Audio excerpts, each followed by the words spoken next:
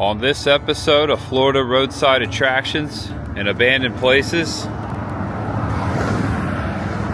we come to City of Bulow.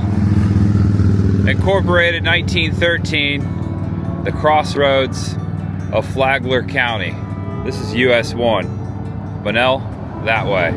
And the first thing that caught my eye when I was driving through Bulow, right here on the south side of town, a big boy mural. Big boy between two palmettos. And there he is, Mr. Big Boy. Or should we say, Butch Burger? Never heard of Butch Burger. And here in downtown Bulow, this is Railroad Street, railroad tracks right there. Check out this place. Wow. Doesn't that look like a haunted house? The place is falling apart. It almost looks like it used to be like a boarding house. Wonder when it was last operating. You can see the electric wires just kind of hanging from the porch there. It's even bigger from this angle. Look at that. Gigantic. Yeah, this looks like it used to be an old boarding house or hotel. There's several rooms, several doors. US 1 is right there. These stretch of buildings right here, not abandoned, but vacant here on Bay Street. Look at this old brick building here with the ice block glass. Florida Skincare. And now on the north side of US 1, check this out, Flagler County Courthouse with two giant palm trees right there.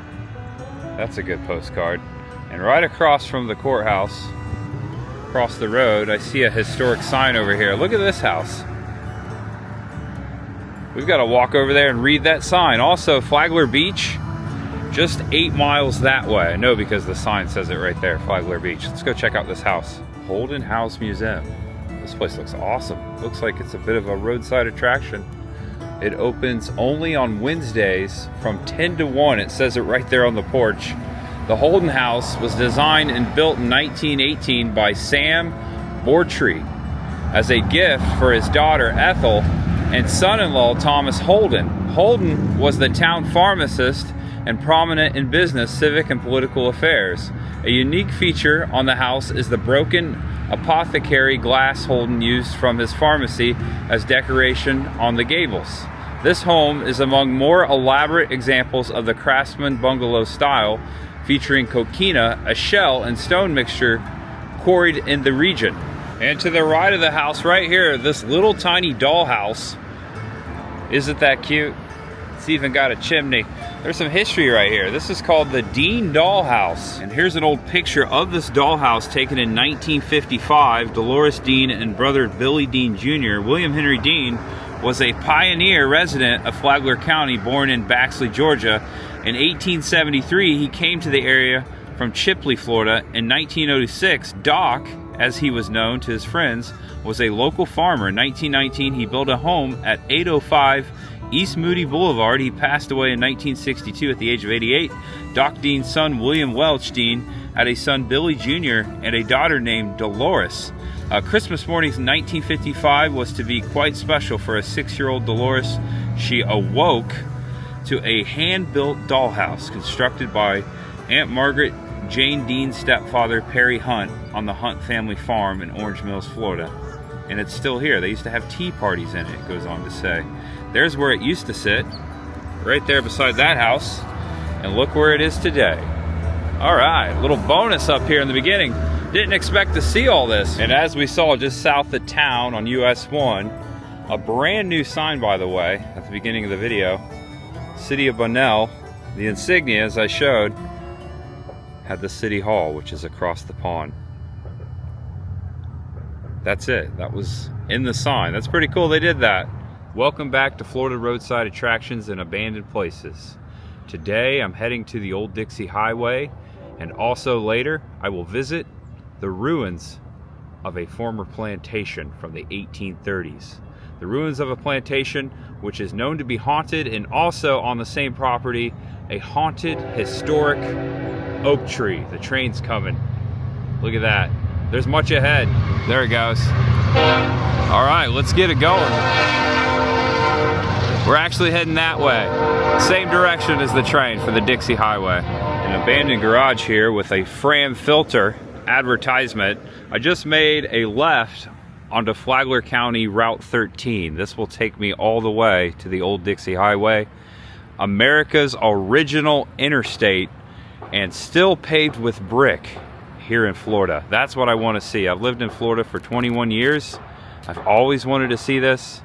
Also, I hear gunfire. Must be a shooting range over here on Route 13. Ooh, that's spooky. So back behind me about a quarter of a mile was Espanola. I made a right off of 13, and I am now, technically, I'm on the old Dixie Highway. And when this blacktop ends, this pavement ends, it looks like dirt up here, and we should start seeing brick. And we've been warned. Rough road ahead. Got my GoPro, my Subaru Vision on the hood. I'm pointing it down kind of towards the road, so when we do drive over the brick, you can see it. I'll have that GoPro footage going for you. And we're hitting dirt. Oh, there's some brick right there. Right at the start. Look at this. I'm gonna back up a little bit. Went a little too fast so you can see what's going on here. Should be able to see it in the GoPro. There's some of the brick. That's pretty gnarly. Removing bricks is illegal. Violators will be prosecuted to the fullest extent of the law. Flagler County BOCC. That's Board of County Commissioners. Travel at your own risk. Okay. Oh man, this is fun. Going real slow and in the center so you can see the brick. Imagine coming out here with a brush and just cleaning all this off. Wow. The original highway. So this stretched all the way from Miami to Michigan. Went through the old homestead of Indiana at one point. But I believe this is one of the only stretch of original brick for the old Dixie Highway still in existence. Definitely the longest stretch of it still left. I'm the only one down this road right now. This is quite amazing. I'm glad I have all-wheel drive. If it were a rainy day, which it might rain, you definitely don't want to come down this road unless you got all-wheel drive or something that can handle it. This could be a mess. You could definitely get stuck very easily. It's just all sand. So I'm gonna drive the entire length of it, see how far this goes. So far I've gone over a mile. I decided to pull over. I thought I was gonna find like a historic marker. Maybe it's a little further down the road. I've already come almost 2 miles on the old Dixie Highway. Here's the brick. Pretty fantastic. Check this out. Southern Clay Manufacturing Company. You see it right there? That's pretty impressive. Yeah. So I was going to look up a little bit of history about this road. The Dixie Highway was the first paved north to south interstate in the United States, stretching 5,706 miles from Sault Ste. Marie, Michigan to Florida City, Florida. Originally planned in 1914, the highway was built between 1915 and 1927. It was an expansion of an earlier highway connecting Miami and Montreal, Canada. It ultimately became a network of connected paved roads. The Dixie Highway was a major route for travelers and goods heading to Florida. The first interstate, north and south. We're standing right on it. The bricks are still here. These bricks are over 100 years old. That's quite amazing, considering the history of infrastructure here in America since then. The automobile. Very cool to have the old backroads cruiser here, right next to the brick. Yeah, that's pretty neato. I've always wanted to come out here. Today is finally the day, right here in Flagler County. Not too far from St. Augustine and Daytona Beach. And some fun facts about the Dixie Highway. It was proposed by Carl G. Fisher, who also built the Indianapolis Speedway, which, wow, I grew up around that track, had no idea. I have kissed the bricks in Victory Lane, the old bricks. I don't know if I'll kiss the bricks today at the Dixie Highway, the old Brickyard 400 too. I used to go as a kid. A couple years ago, I made a video at the Indy 500. Carl G. Fisher. Wow, that's a cool coincidence. The Dixie Highway was made of red brick manufactured by Graves Shaw Brick Company in Birmingham, Alabama. Notice how some of them say a Southern Clay Manufacturing Company. So there may have been multiple. I'm sure there was multiple brick companies. And also I want to point out, there is no one, I haven't seen anyone coming down the old Dixie Highway right now, and I'm like right smack dab in the middle of what is left of one of America's first interstates. The largest road of its time. Longest road. Okay, so I'm gonna head up the Dixie Highway north, see what else we can find before we head on to the next adventure. I finally did pass someone. I'm not alone out here, although they're heading very fast in the opposite direction. They're long gone. So I've driven 5 miles up the old Dixie Highway. That's the way we came. I saw this sign from the reverse, from my rear view. Travel at your own risk. And look at this. Of course, it's got bullet holes in it. So we are actually exiting Flagler County. I have no cell phone signal. SOS. Stop sign ahead. Look at that. Wow. County Road 204, now in St. Johns County, and Old Brick Road. Old Dixie Highway. That was a lot of fun. Averaged about 20 miles per hour. Took about a half hour to drive the whole thing. The all-wheel drive came in handy a few times. Now there's other portions of the old Dixie Highway, just a little north of here, still intact, but that's the longest stretch of consecutive bricks that still exists. The original pathway.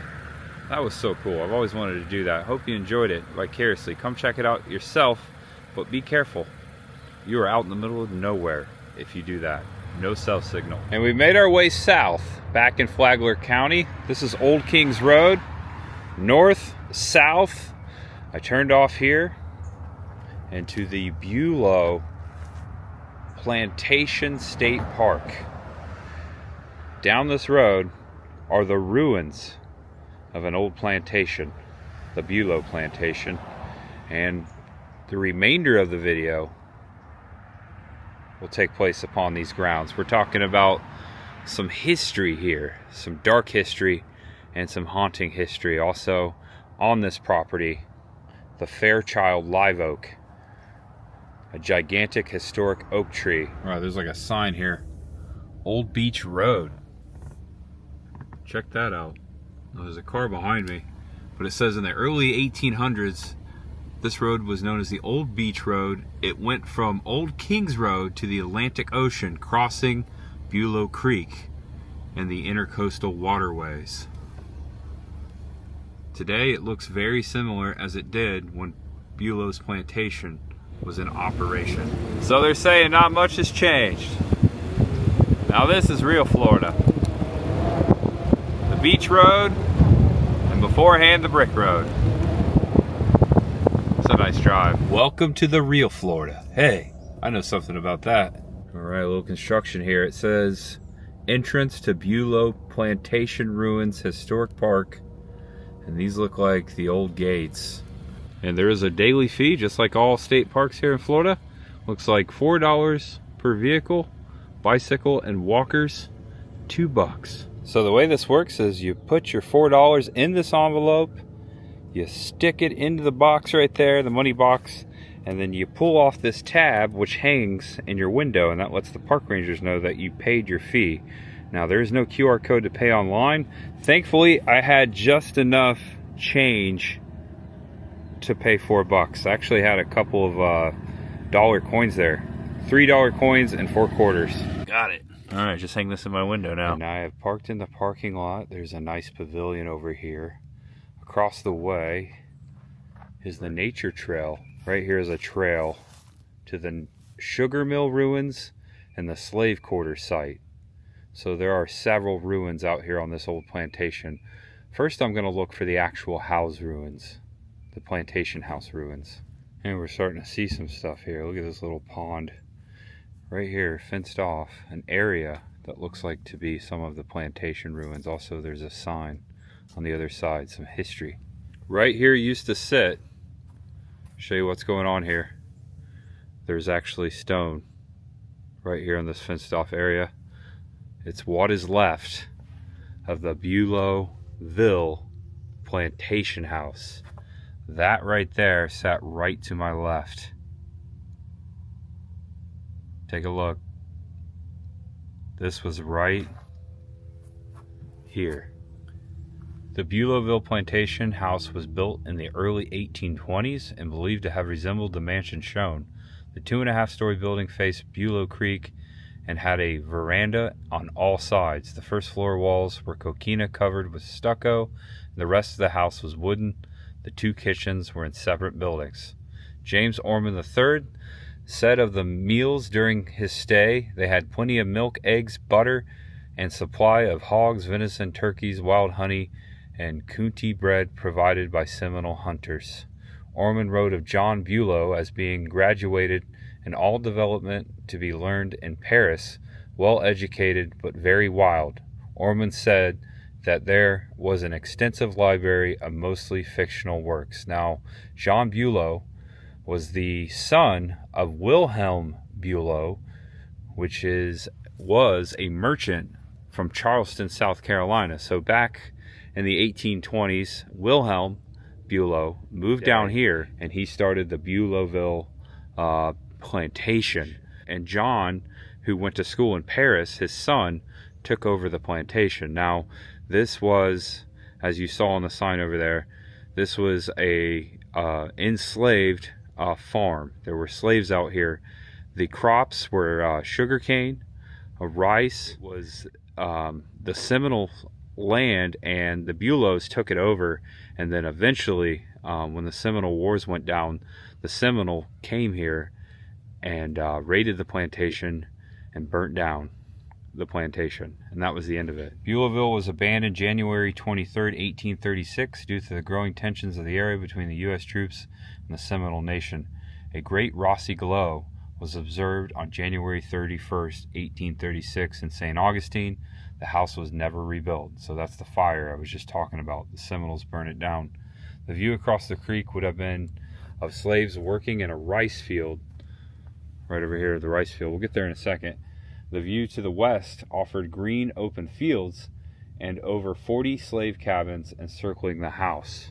We'll go to the slave quarter ruins after that. There's some pictures here to show you what was going on there.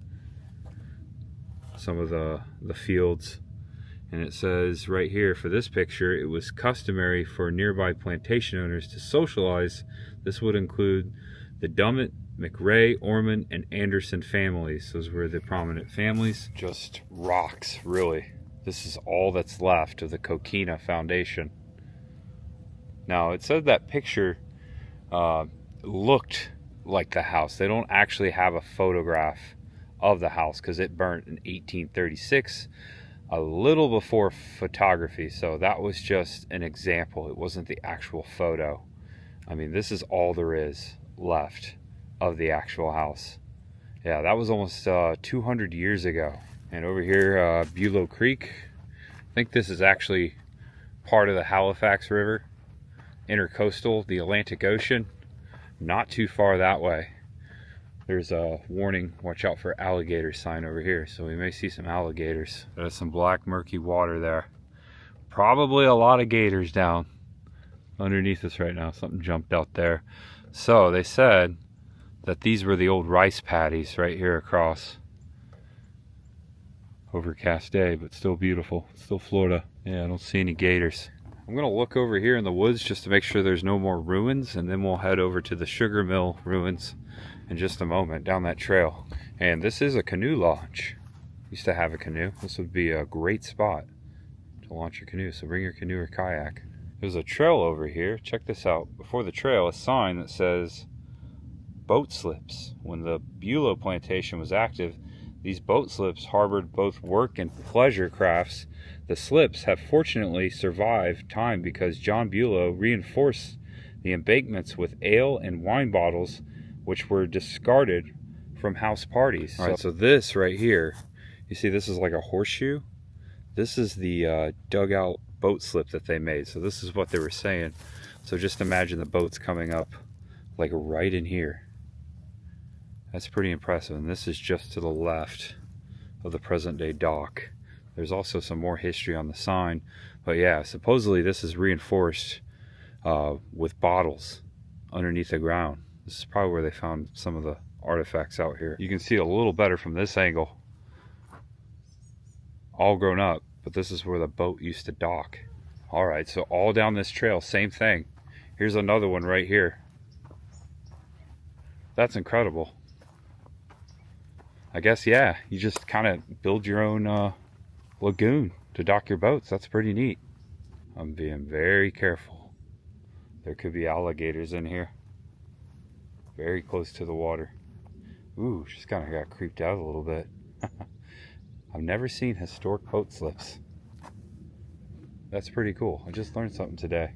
Bulow's flats ore barges hauled the plantation's produce, particularly sugar, molasses, and cotton, down the creek to the Halifax River and then south to Mosquito Inlet, now Ponce Inlet, where it was carried by schooners to East Coast and Caribbean ports. Canoes and skiffs were also outfitted here for hunting and fishing trips. John Audubon, famous naturalist and guest at the Bulow Plantation, John Audubon stayed here in 1831, embarked here with his host in an expedition in search of new Florida birds. Wow, he was having a big year, as they say.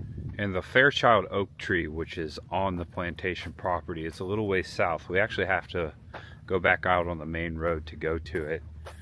But this oak tree is known to be haunted because it is said that 2 people died underneath it or among it. It's a spooky story, and that's why I wanted to go out there and check it out. Also, just love big, beautiful live oak trees, especially ones that are hundreds of years old. So imagine the house right here. We are walking this way, which would be northwest.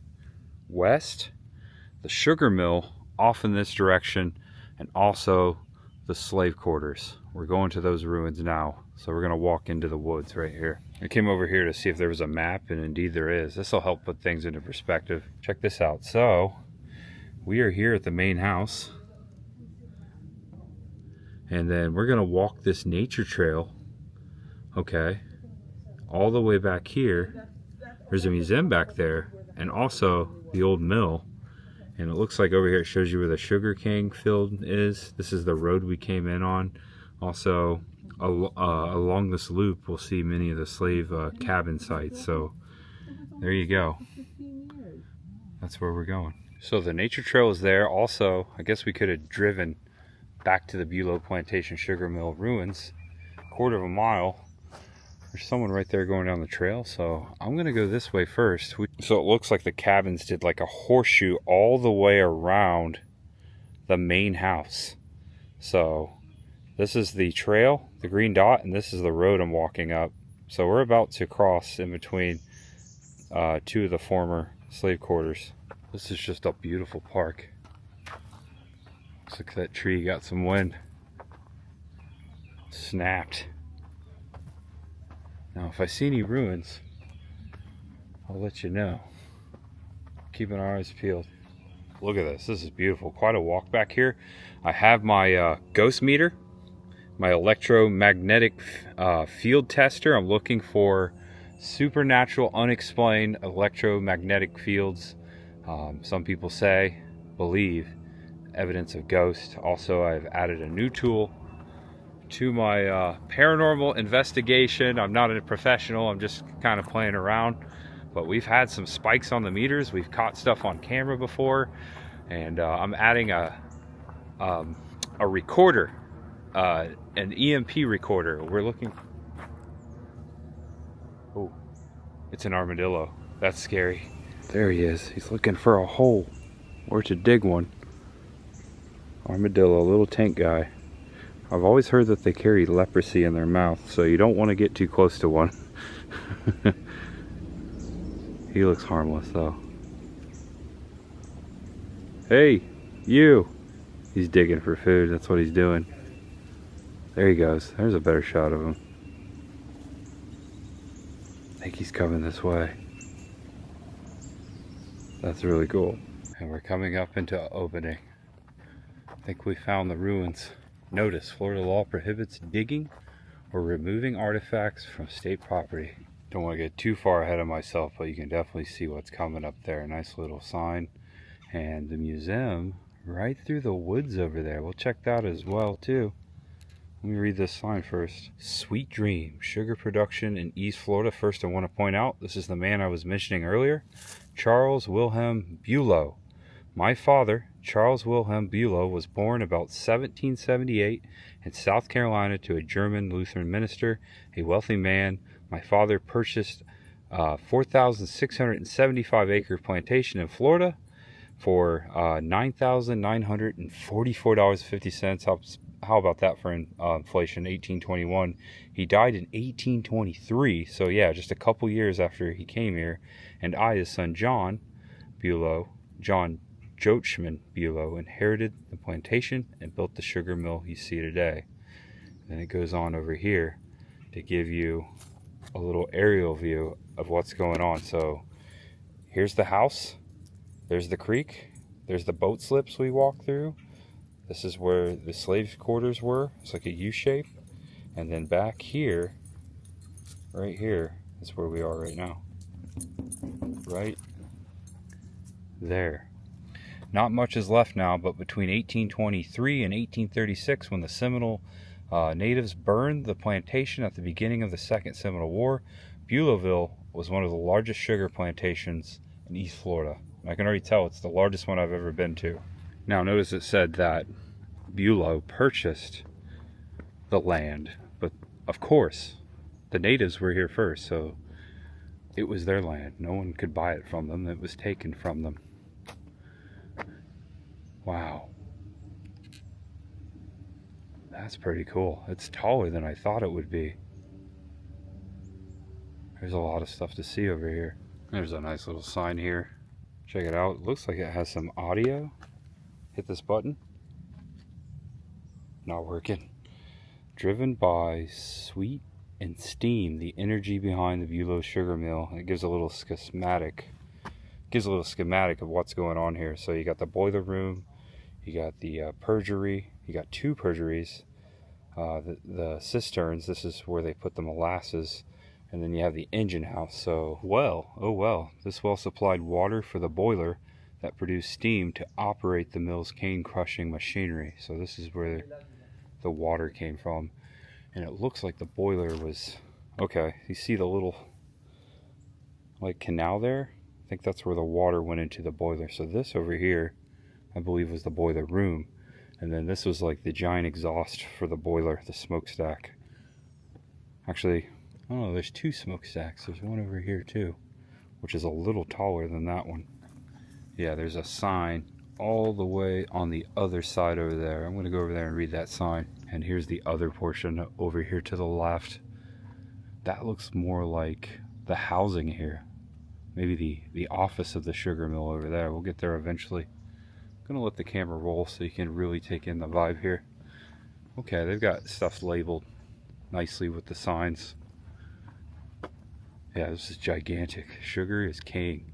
And it still is in Florida. Down south, I've been highlighting the Everglades around Lake Okeechobee. U.S. sugar and all that. Still a big industry. Look at that. Bulowville, January 26th, 1831. That's the year that Wilhelm bought the land and built this.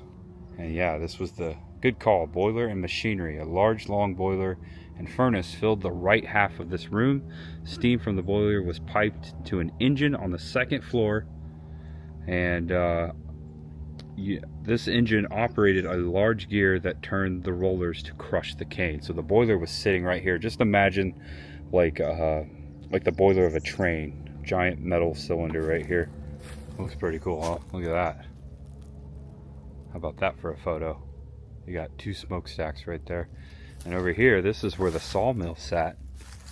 18 feet beyond this sign was run by the same steam engine as the sugar mill when the sugar was not being made. So they ran a mill with the steam engine as well right over here. And you can see the boundary over here. Trees have grown up in it since then, but that's where the sawmill was sitting. There's another well out here, and it says, this sign says, exact use unknown. I wonder if it was their drinking well. This sits right here beyond the boiler room. Look at this wicked tree sitting right here among the ruins. That's pretty neat. Big live oak tree. Big limb going out. This looks like the cane juice. Cane was placed on a conveyor starting here. The conveyor, about 3 feet wide, lifted it to the roller crushers on the second floor. Up in there, the juice ran into settling vats. The crushed cane, called the bagasse, B-A-G-A-S-S-E, came out of the opposite side of this building and was hauled away in carts. Heard a squirrel. There's more signs over here to tell you what was going on. Battery kettle, syrup kettle, flambeau kettle. All the cook kettles were right down over here. I'll get a little closer for you. And right there among the smokestack. So that's what heated up the kettles there. They've got a strut there to keep that arch from coming down. That's really neat. There is the cook kettles right there. And here is a picture of what it looked like. So that was all going down right there. That's where the cook kettles were. So what you're seeing right here was happening right there. Back in the 1820s, 200 years ago. So you walk all the way around it. Nice little sidewalk with a lot of history. This sign here explaining the transformation of cane sugar, or cane juice, into sugar, the whole process of it. I can't tell you how much profit I made from a typical sugar crop, but in 1836, following the destruction of my plantation, I estimated that my crops for that year would have been worth at least $20,000. Someone go to inflationcalculator.org or .gov, click in $20,000 if you can go back that far for 1836, and see how many millions of dollars that is today. And this is one of the curing rooms. Okay, so this is actually the front side. I had it wrong. So this is the middle that we saw in the picture. So the perjury room here to the left, and then one over there to the right, and that makes sense. The boiler room back to the right. So we kind of came in from the south side. All right, so just imagine that live oak tree not there. That looks to be a couple hundred years old, so that probably started growing right after it burnt down. Smokestacks, the main entrance. Really neat. And this would have been like the main driveway behind me, all grown up. Storing and loading. So yeah, this right in the middle was the storing and loading facility. And you got 3 bay doors, 3 archways that are still intact. Many of them being held up by these struts. And here's the drawing of what it looked like. Got the big smokestack here. This is the boiler room back here. There's the 3 archways. The upstairs. Workers load hogsheads of sugar and barrels of molasses into wagons right inside these doors. Nice little sugar factory. That's really cool there, that arch. Good that they're preserving history, and you get a nice little education walk around demonstration of how a sugar mill works. And the last 2 sugar mills that I went to, specifically thinking of the one in Homosassa Springs. And there you go, the far corner of the sugar mill, so you can see how massive it is. That was pretty neat. So, to my left, down the sidewalk here, interpretive center and restroom. It's a glass house in the woods. Okay, so check this out. You don't go inside, you just walk around it. It's all lit up behind glass. There's a cook kettle right there. That's what would have been in the kettle area. And we have crop production on an East Florida plantation. Wow, this is really nice. Also artifacts in there. It talks about cotton, talks about sugarcane, it talks about tools. It says right there, slaves cut the ripe sugarcane with sharp knives made for this express purpose. So that's one of the knives they would have used. And here's a demonstration of caning or sugar caning. Caning is something different. And these are actual Bulow artifacts found right here on the plantation among the sugar mill ruins. We got hose over there. We've got spikes, nails, angles, pitchforks, chains, miscellaneous artifacts down here, saws, grindstones, a lot of nails, punches, machinery parts, reamers. That's really neat. Also hard to see because of the glare. There's a giant canoe sitting right here. Very long. It's wow, it's probably a 16 to 20 foot canoe. It says on the sign, this canoe was made by slaves on Bulow's plantation early in the 19th century. It was found 3 miles north of the ruins in Bulow Creek Swamp by W.P. Phillips and the Mason Christian who donated it to Florida Board and the Parks in 1966. So they found that in the creek. A sugarcane grinder. Now I showed many of these at the Florida Pioneer Museum in Dade City not too long ago. They had a caning festival, a sugarcane festival, and then so basically that's the machine that you feed the sugarcane so you could crush it. And actually, here's a good example down here on this photo, right there. So yeah, you would hook it up to a mule or to a horse, and the horse or the mule would go in a circle, and that is what would turn the top part there that would activate the grinder. Now you wouldn't want to put your hand in there. No. Okay, here you go. They got restrooms. Exited the restroom, and now we continue down the other side. Some of the history, the story of the land. There's another picture of Charles Wilhelm. There's also some photographs. It talks about the opening land for travel in the 1800s. And then it talks about the Great House. There's so there's an actual sketch of the Great House.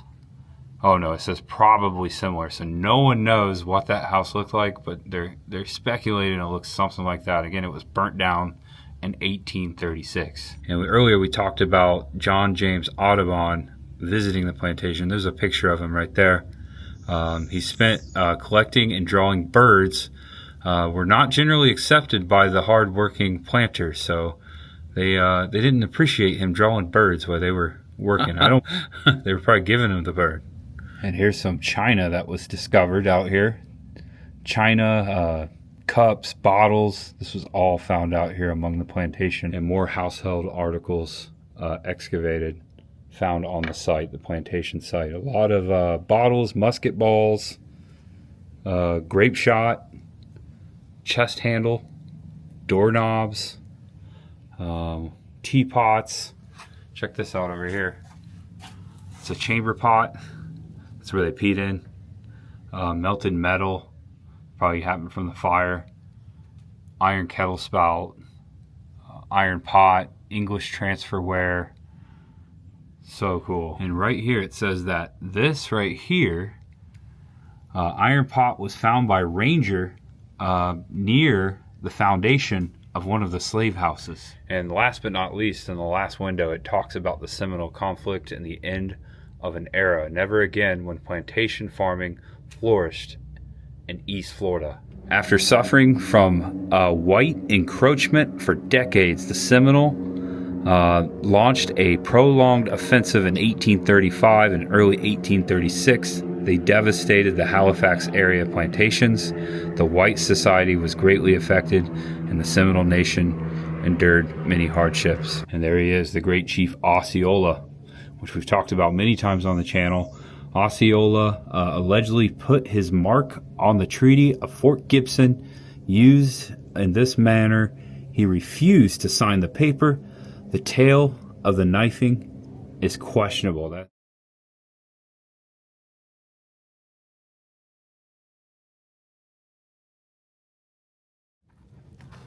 and we're starting to get like a light rain. It's kind of soothing. The nature trail. It's a nice trail. The rain not too bad. Actually, the leaves are kind of helping me right now. Oh wow, it's a cool tree ahead. Check this out, straight ahead. If I wanted to, I could probably climb right inside there. It's an old live oak. Mostly dead.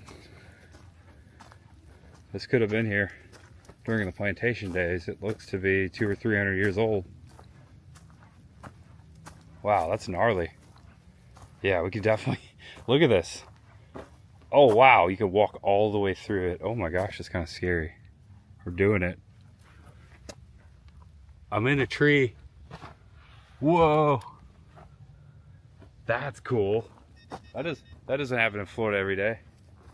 Thought I got a reading on my meter. I just hit my phone with it. Look at that. All the way through. All right, that's cool. You got to take the trail to walk through the tree. So we're walking through where the slave quarters were. Would have been like in a U shape straight away, the plantation house. Got my meter going. Light rain. Beautiful out here. Wonder what language they spoke. Maybe in French. Bonjour. Maybe Italian. Buongiorno. Hola. Allo. Konnichiwa. Annyeonghaseyo. Privyet. I think I said all the languages I know how to say hello in. You never know, spirits might speak different languages. Of course they do. They were people. And look at this. We've reached the front. Yay, there's my car over there, bro. So we're actually still on the old Dixie Highway. Didn't realize that. So we're 11 minutes down on the south side of Bulow Creek State Park, right down here. That's where we're heading. 4.7 miles. Fairchild Oak. It's a stretch of a plantation here. Just to give you perspective. All along the Halifax River. I have definitely learned some stuff today. That's my favorite. Love just getting out, exploring, finding out the natural way, reading signs.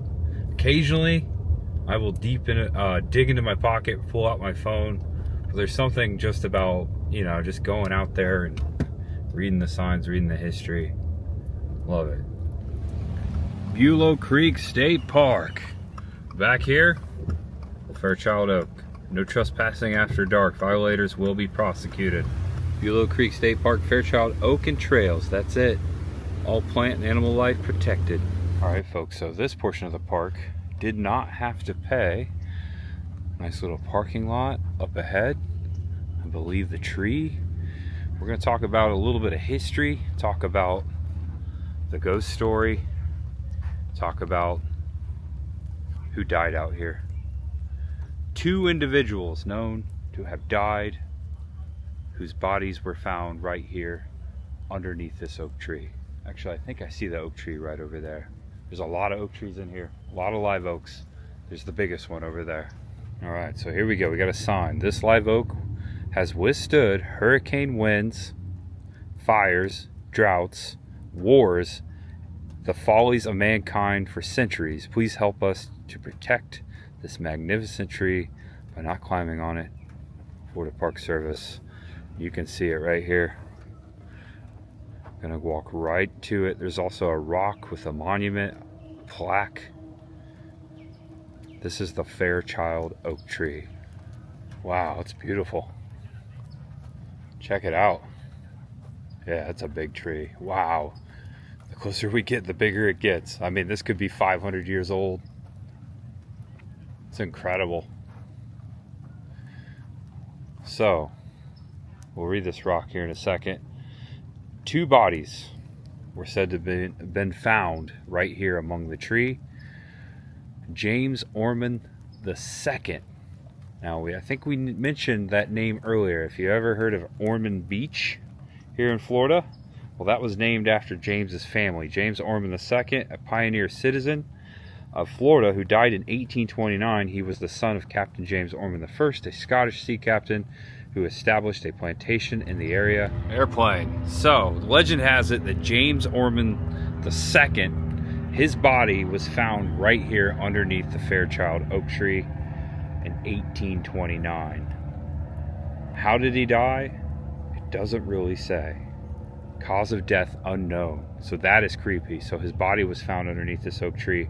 And then later, much later, in 1880, a man by the name of Norman Harwood, who purchased this property.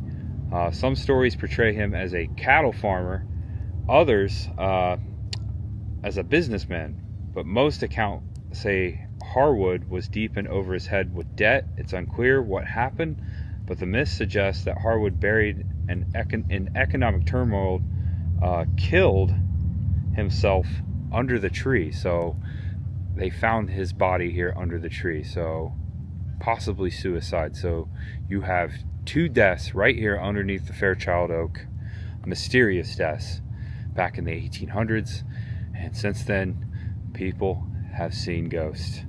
Things have gone bump in the night, paranormal activity, and that's why I have brought out some ghost tools.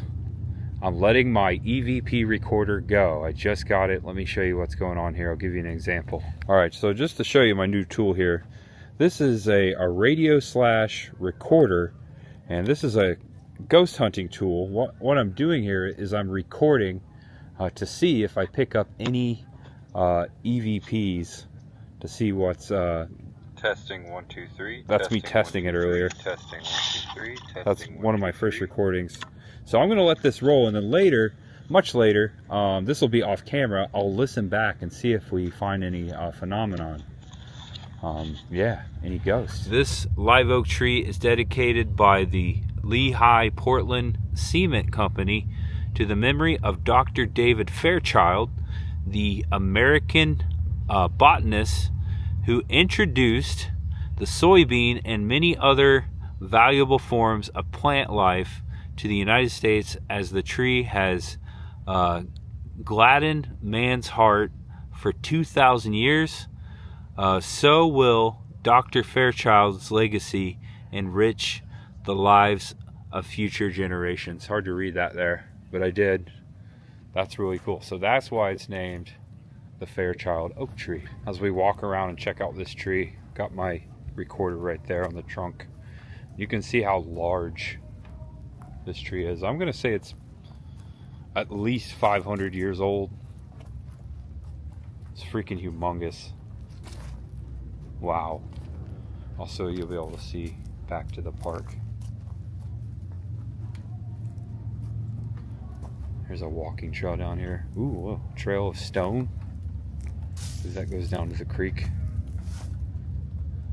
Might be worth walking down in there a little bit. Ooh, look at this. Ruins of the old farm. Oh yeah, there's some stonework out here. Bulow Plantation. It's going to be hard to pick up. EVP's a lot of noise, but you never know. Something might whisper into it. Look forward to getting home later and listening to the recording. I'm going to keep it going if I get anything. Keep you updated. A lot of bikes out on the road today. Yeah, that thing's massive. This looks like it was once one of its branches that just kind of like broke off. Or possibly, I think that, yeah, the roots are underneath the ground. So the roots, the limb is basically under the ground and popping out over there. That's pretty awesome. Yeah, that's exactly what's going on there. Yeah, it's freaking gnarly. Look, it's coming out of the ground. This is part of the Fairchild Oak. Pretty sick. All right. I don't think they're out here. James, what happened to you? Norman, what happened? Were you murdered? Is there some unfinished business out here? Unpaid debt? Anything you want to say? James or Norman? Speak into that little box, or perhaps touch this to let us know. Yes or no.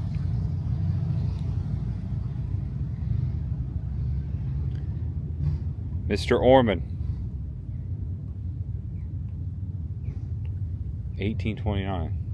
Almost 200 years ago. It's crazy. 1829. Almost 200 years ago. It's crazy. Just hear myself and motorcycles. I know what.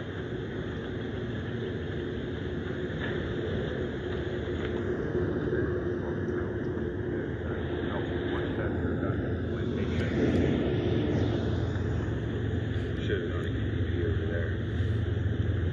See if we get it. I might listen to that guy.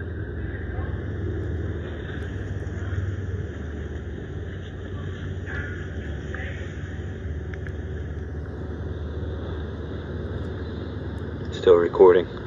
It's me checking it. Thought I heard something, but it's I may me. listen to it back before I leave.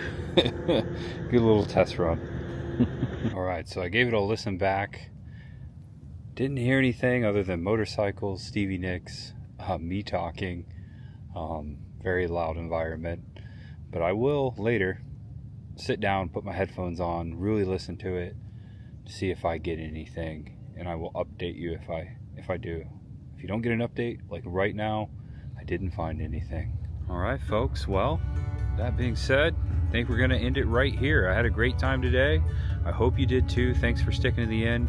If you want to watch more videos just like this one, check out the main page of my YouTube channel. There is a Florida roadside attractions and abandoned places playlist. Check them out. If you're new here, I may be preaching to the choir, as they say. Thanks for coming back. Well, I'm off to another adventure tomorrow. Yeah, I'm doing something fun. I'm finally celebrating. Well, I don't want to get ahead of myself. I'll see you there. Know you're awesome, know you're loved, and no matter who you are, what you're going through, just know that there's always much ahead. Come check them out. Check out the plantation, check out the tree.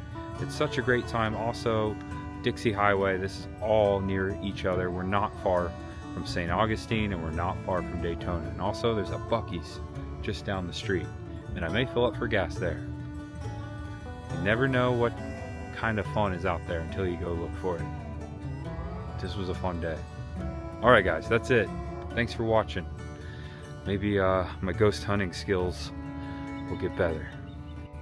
There's also another massive live oak tree over here. Wow. Yeah, it's pretty amazing. Okay guys, see you next time. See you tomorrow. Bye-bye.